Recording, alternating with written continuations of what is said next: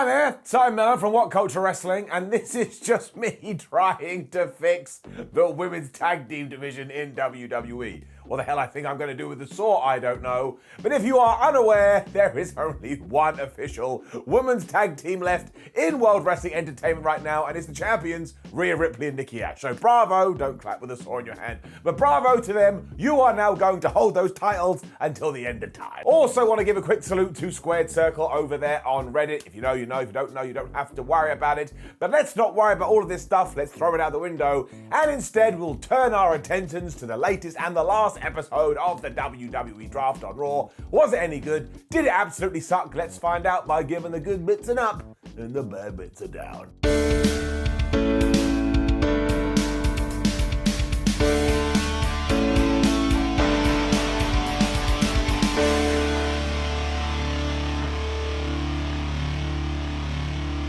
How mad is it that even though we have done the draft, it now doesn't go into effect for 3 weeks? No one tells you why either. Maybe it just takes that long to do the graphics. It's a bit like your body saying, oh, in a couple of weeks we need to use the toilet. I don't know what that means. Anywho, I wanted the brand split gone as soon as Raw did start because Becky Lynch came out and you're just like, oh my gosh, so much star power. I can feel it deep down in my bones. And then she screwed over the potential of somebody reading her name off a list as she said, I'm the #1 draft pick tonight, meaning I'm officially on Raw, which was always going to happen because Charlotte Flair, the other champion, she'd been moved to SmackDown. Flair did interrupt Becky here, which was kind of confusing because you're like, oh my gosh, who's the good guy, who's the bad guy? It's a bit like that Spider-Man meme. And then thankfully out came Bianca Belair, because we all know she's a damn hero. Charlotte went straight into her whole, oh, Bianca Belair, you're really good, but you should be thanking me for paving the way. And I tell you, bless Becky Lynch, who was like a 12-year-old child here going, well, I don't think I've ever seen you two fight. Why don't you have a scrap right now? So we really do have a 2001 Stone Cold Steve Austin situation here. This version of Becky Lynch is absolutely brilliant, but nobody wants to boo her, so what the hell are you gonna do? Eventually, Adam Pearce and Sonya Deville walked out and they were like, oh, we've got a great idea for the main event. Let's do Charlotte versus Bianca Belair. And I tell you, man, I was just laughing away. This could have been a WrestleMania main event. We'd never seen Charlotte versus Bianca Belair, and WWE just went pow, and they fired it out of the hot shot cannon. The two would-be general managers then went power crazy and said that we are going to get Rhea Ripley and Nikki Ash defending their championships against Tamina, what's that, hey, there's nobody, Mina, and Natalya. And I worked it out, that is the 637th time we've seen that in 2021. And right now, we're going to get Damian Priest versus Jeff Hardy for the US title. And that one was fair. Jeff didn't lose at the pay-per-view. He deserved another shot. And I will admit that yes, this did go a little bit long. We could have condensed it down to around about 10 minutes, but it was fine. I wasn't bored. Up. As Adam Pearce and Sonya Deville were already out, they then went, oh, well, I guess we should announce some draft picks. And thank Flubbins for everything. The Usos are staying on SmackDown. And Paul Heyman was like, oh, thank goodness for that. And maybe he did put his influence, because if he hadn't have done this, Roman Reigns was going to chop his head off. We also learned that Bobby Lashley is staying on Raw and Sasha Banks is staying on SmackDown. And I don't know why it annoys me so much, but it is so dumb. You wouldn't do a NFL draft and like the Green Bay Packers walk out and go, our quarterback is staying with the team. Maybe they do that sometimes. The point is, it doesn't work. And then Damian Priest beat Jeff Hardy. I mean, this was more telegraphed than me using the number 72, but there was no way Jeff Hardy was going to become United States champion, but it was still a good match. They got a decent chunk of time too, and almost instantly Damian Priest was doing a dive to the outside. And don't forget, he's like 6'4", so that's absolutely crazy. And we are really going in with Damo here, because not only did he kick out of the Twist of Fate Swanton Bomb, he then hit his big move and got the 1, 2, 3. Of course he didn't. You were there going, what's that, a clean finish on Raw? I mean, it was clean, but there's always shenanigans. Because as soon as he had kicked out, he went for the most devastating move in all of sports entertainment, the surprise roll-up, and he got one over Jeff, and then he was like, see you, pal, and he was out of here. Hardy then did an interview afterwards, and because he is going to SmackDown, teased that maybe we're going to see that Willow character. Now look, that was never really my bag, but I know loads of people do like it, so why the hell not? And then of all the people, out came Austin Theory. And he made his first appearance on the main roster after being drafted, and he just whipped Jeff Hardy's ass. At first he was like, oh man, Jeff, you're my favorite person ever. Let's take a selfie. And then he beat him up, and he took another selfie with Jeff Hardy being on the floor. What a dick. And look, there's nothing wrong with Jeff Hardy being in this position. He should be helping younger guys, but now these two have been broken up. Who the hell knows? Quick interview with RK Bro after this too, and it was the usual stuff of Riddle going, hey Randy man, you're the best. And Randy being like, I hate you, I don't want to be around you anymore. Until the Viper challenged Omos to a match. I was like, wait a minute, didn't we do that recently? But again, Monday Night Raw. We then did get some pretty sizable moves in the draft because Seth Rollins is coming to Raw. We better be planning to do Big E versus Seth Rollins before I can say do Big E versus Seth Rollins. And Shinsuke Nakamura, the Intercontinental Champion, is staying on SmackDown. WWE may as well then held up a sign going, ha ha ha, wrestling isn't what you think it is, because we then learned that Damian Priest, the US Champion, is staying on Raw. I mean, just separate them a little bit. The final one was that Sheamus is going to Friday nights. I actually thought that was a big deal. I don't know why. I was like, oh man, Sheamus, I must like him. Dana Brooke was then on Raw. Now, one, where the hell has she been? Nobody told us. But also, two, does WWE hate her? Because she was going to have a match with Shayna Baszler, and honestly, the commentary team spent the whole time going, Dana Brooke, what a piece of trash. She should probably give up this wrestling. Like, oh, I can't believe she's in front of my face. I don't know if this was intentional or not, but I thought it was unnecessarily mean. The good part of this is that she was taking on Baszler, who over the last few weeks has been transitioning back into her character of I am an absolute badass and I will rip out your spleen. And we should always do this with Shayna Baszler because you can totally believe it, which is why in around about 82 seconds, she tapped out Dana Brooke to the Kirifuda clutch. As soon as she was done though, out came Doudrop, who basically tended to Dana Brooke like, my child, my child. And Shayna Baszler gave her a little bit of a cheap shot, and I was like, okay, we're gonna do these two, and then found out they're gonna get broken up in the draft. But again, we've got 3 weeks, whatever, just for Shayna Baszler alone. I am giving it up. More teasing between Paul Heyman and Roman Reigns after this. It's probably the best story in all of WWE. Because Heyman and the Usos were all backstage being like, oh man, I'm so excited because they are staying on SmackDown. When that damn Kevin Patrick was like, oh yeah, Paul, is this how you allowed Brock Lesnar to be a free agent too? And Jimmy and Jay lost their damn minds. And poor Paul Heyman, he looked like he was about to have a seizure. It's a little bit like farting in church, but honestly, I am really intrigued to see how this all plays out. I really wanted to like what was next too. Like I physically tried. I tensed everything and went, yeah. But I wasn't able to do it, down. Because I just want Humberto Carrillo, Angel Garza, Mansoor and Mustafa Ali to have a little bit more. They are such talented individuals, but all we did is we took them, they had another tag team match, and I think this one topped out at around about 60 seconds. Garza distracted the referee, so Humberto grabbed Ali's head and just started smashing it into the ring post. Then he threw him back in the ring, and Angel just pinned him. Mansoor was like, oh, I want to help, but he wasn't able to. I mean, I don't know what I meant to do with this. And you could tell that WWE wasn't overly bothered about this, because as soon as the referee had gone 3, Big E's music hit. I mean, they may as well have rolled out a production guy to go, would you get your asses out the ring? It's also a distraction, so bring it down, and we have now got up to 108. What a stupid number. It was here we found out Shayna Baszler was drafted to SmackDown. I was like, well, why the hell are we doing that Doudrop thing? But again, I know we got a few weeks, and we learned that AJ Styles and Omos are staying on Monday Night Raw. We then got another big name heading to Monday nights though, because it's Kevin Owens, and I kind of curled up into a ball, and I was like, please, everything WWE, would you start doing something with him? There was an NXT call-up too, because Xia Li is going to SmackDown. I'm not gonna lie, I did not see that one coming.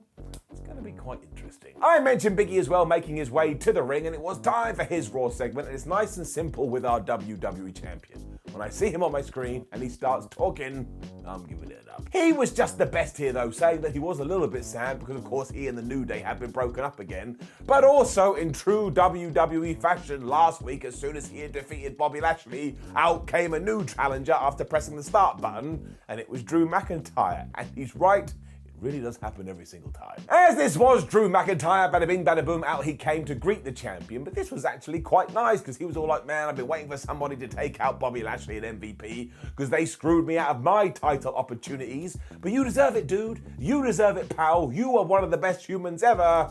But sure, yeah, I want to take you on for that belt. This, of course, is going to go down at Saudi Arabia because where else? But also, because Raw is like a roulette wheel, it's just random, all of a sudden, out came the Dirty Dogs. And I swear, in 2022, I may introduce an interruption counter. It is frankly getting ridiculous. This was kind of cool, though, because Dolph Ziggler had a very good point. He showed footage all the way back in 2013 of him introducing Big E to the WWE Universe, so he wanted to thank you. He then turned to Drew McIntyre and said, oh man, remember when you came back to the company and you got called up from NXT? Who was the person that helped you back in? That's right, it was me. So I would really appreciate it if you gave me some love. I was a bit like, my word, he's right. And I went to buy a bunch of Dolph Ziggler merchandise, but not that much exists, which is absolutely redonkulous. And of course, Drew McIntyre, Big E were like, you want us to thank you? We ain't thanking you. We think you're a piece of shit. We're then talking about Bobby Roode's physique, which is a little bit of a weird transition, although he did call himself Big Bob. And I tell you, man, Big E, he was just the best. He had a meltdown here going, damn it,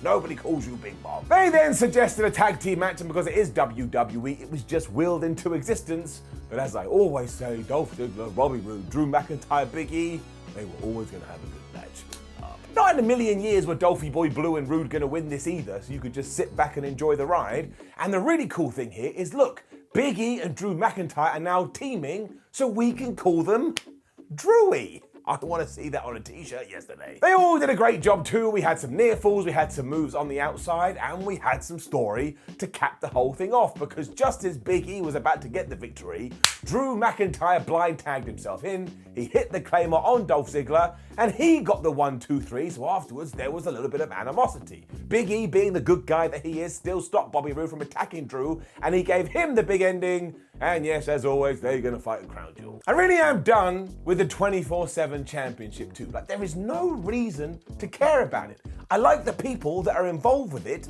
but why do they want the thing to begin with? It just seems like such a stress. Down. Somebody had tricked Reggie though, because they had said, oh man, Adam Pearce wants to see you about the draft, and when he found Pearcey, he was like, no, I don't know what you're talking about. Then the Viking Raiders were blocking the corridor when all the usual suspects tried to jump Reg. If you can believe it too, the last person to get in Reg's way was none other than Apollo Crews, General Commander Aziz. So that's the end of them. And they have no idea what to tell you when it comes to Kevin Owens being on Raw. Because he walked out, he didn't get to say anything, which was his intention because Tozawa interrupted him. Again, I'll get that counter going. Tozawa then wanted a 24/7 title match, so Kevin Owens stunned him, and that was it. I mean, quite literally, shrug emoji man. I don't know what to tell you. I don't know what to do. This was kind of just there. Look, to the point, I have stopped blinking. Got some tag team drafting after this as the Viking Raiders are going to SmackDown and the Street Profits are coming back to Raw. And if you can believe it, at one point WWE were going to break up the Street Profits because they're absolutely obsessed. And then we got two massive moves because Finn Balor is also coming to Raw and Ricochet is going to SmackDown. And again, I have secret hope here. You just know they're gonna let me down. Nikki Ash and Rhea Ripley then defeated Natalya and Tamina. What's that? And there's nobody meaner. And look, this was fine for what it was, but hands up if you really worried about how WWE is looking at women's tag team wrestling. However, we focus on the show itself. And this really was Groundhog Day because we have seen it a lot, and I don't think it went longer than 5 minutes. And it ended with Rhea Ripley hoisted Nikki Ash up onto her shoulders, and they slammed down onto Tamina. As she hit, she went, oh no, nobody meaner. And obviously they are still your tag team champions because again, there is literally nobody else. We then learned that Robot Karrion Kross is staying on Raw and Humberto Carrillo and Angel Garza are going to SmackDown, which seemed kind of random. And Alexa Bliss, she is staying on Monday nights and Cesaro is staying on Fridays. But does that mean anything? He can't even make it on TV. It was also at this juncture when from nowhere my body just went, where the hell is Elias? Do you remember all those vignettes? Oh man, Elias is dead, long live Elias. I didn't realize he was being literal and Elias, the character, is actually deceased and we're never going to see him again. Now I'm very upset about this because WWE, you made me excited. So I only have a certain amount of things I can do, so you get it down. Goldberg was then on Raw. And I know there had been a little bit of promotion, but I kind of feel like WWE should have gone all time on it. But also, where were the cops? Last week, Goldberg had said, Bobby Lashley, I'm going to kill you. Then he came to Bobby Lashley's place of work. Somebody really needs to talk to WWE HR. He carried this on instantly too when he said, Bobby Lashley, I want to have a match with you so I can intentionally break your neck. That is a quote. That is what Bill Goldberg said on Monday Night Raw last night. Everyone's like, oh man, I think Bill Goldberg's a little pissed off. Well, you don't say. Naturally, this brought Bobby Lashley out because you would be offended when somebody made such a threat. And he was saying to Goldberg, look, what happened to your kid was a massive misunderstanding. Also, look how nicely I'm dressed. I ain't getting in that ring and fighting you, it's not worth it. He will fight him at Crown Jewel though if Goldberg agrees to one stipulation, which is that they have a no-holds-barred match. And I was shouting from my couch, Bob, what are you doing? This man says he wants you dead, and you're now going, oh, hey, let's have a match where there's no rules. And Goldberg followed this up too. He said, oh, thanks, man. You just gave me a license to kill. Now he thinks he's flipping James Bond. If you can believe it too, after Lashley asked for an apology, Goldberg said, yeah, sure, I will say sorry to your kids when I leave you laying lifeless in the middle of the ring. I was ironically dying. That's like 4 or 5 death threats. Bill Goldberg is insane. We then got a 5th murder promise, as Goldberg also said, you're next and you're dead. And yes, we are doing this at Crown Jewel, and Gage may even be in his dad's corner. This was one of the most surreal things I've ever seen in my life. Cedric Alexander and Shelton Benjamin then jumped Bill, but of course he fought them off and gave out a spear. And I was a little bit hoping that we would get an explanation about how the Hurt Business came back together, but once again it's WWE. But I will say about this 10-minute section, it was not boring at all, and I was laughing so much I have no choice. I've got to give it up. What is wrong with me? Seth Rollins promo next, and he was really happy to be on Raw, just went for around about 32 hours. Although I was a bit like, wait a minute, so he's left Edge's house, meaning his plan was to break in, drink some orange juice, sit in a seat, and then leave. That ain't the best plan. WWE then did it. They took my heart out of my chest like Kano, and it's all done. Down. Because it was the New Day versus Cedric Alexander and Shelton Benjamin for no reason, and the New Day won, and it was just so easy, and it was just so effortless, and I was like, man, why can we never do anything with these guys? I did love the finish because Xavier Woods hit his springboard elbow to get the victory, and then looked right into the camera and started saying, crown me, because of course the King of the Ring is coming back, and I swear, WWE, if you do not make Xavier Woods the King of the Ring, you don't know what's going on in the world, and you don't know what you're doing, and I will go on the internet and moan. Going back to the match though, I just didn't see the need for this. If you had gone to the bathroom, you would have missed it. It was quite literally just there, and we should be rebuilding the tag team division at the moment, not trying to tear it down. The Street Profits arrived afterwards, and they were all nicey gobbledygoo, and that was fine. They're a great team, but yeah. A really odd segment with RK Bro followed this, to the point, I think maybe the Raw script had some like water spilt on it, and people, they actually couldn't read it. They kind of just went and made it up. Because Riddle and Orton were out here, and they were annoyed because Omos hadn't answered the challenge. So out came the Colossus and AJ Styles, and Styles was like, oh man, I'm so happy that we're all still on Raw, because we're going to beat you from those titles, and then laugh at you every time we see you. Omos was then about to answer Randy when Orton attacked AJ Styles, and then when Omos grabbed Riddle and chucked him out of the ring, and then this ended with Omos and Randy Orton staring at each other when AJ Styles tried to attack, so Randy Orton gave him the RKO. And the commentators went, oh, this must have been Randy Orton's plan. It's like, what do you mean that was his plan? There's no way this could have been anyone's plan. It took a lot of coincidences for it to be able to work. So seriously, what a crappy plan. Just like the Kevin Owens segment. I did not get it down. Carmella was then drafted to Raw, and I'm not sure whether that's a good or bad thing. And we had another NXT call-up because Rich Holland, of all people, is going to SmackDown. This was then trumped instantly as Gable Steveson, a man that's never even had a wrestling match, I don't even think he started training, was drafted to Raw. But actually, I thought this was quite smart. He just won a flipping Olympic gold medal. You should be keeping his name out there as much as you possibly can. Sami Zayn is also staying on Friday nights, and because he was the very last person drafted, just go and check out his social media. That man is the best. Much like SmackDown 2, our main event was an all-women's affair, and this was totally great because it was Charlotte Flair versus Bianca Belair. That rhymes, that makes me feel good inside. But we just did a copy and paste job.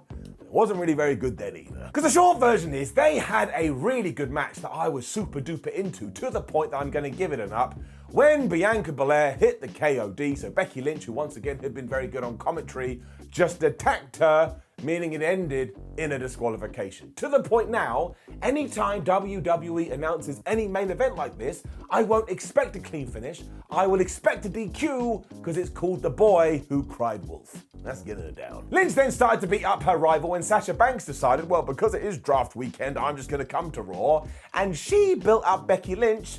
This is another reason I don't think people appreciate Crown Jewel, so you get stuck in a time loop. It also means on the DQ board we are up to 57, and I just don't want any more Raws to end in disqualification. But much like I said on SmackDown, even though I don't like the format of the draft, it's just people standing there, again, like robots carrying across, going, oh, this person going here, that person going there. I do enjoy seeing how WWE is going to shuffle the pack. I also thought there were some decent matches last night.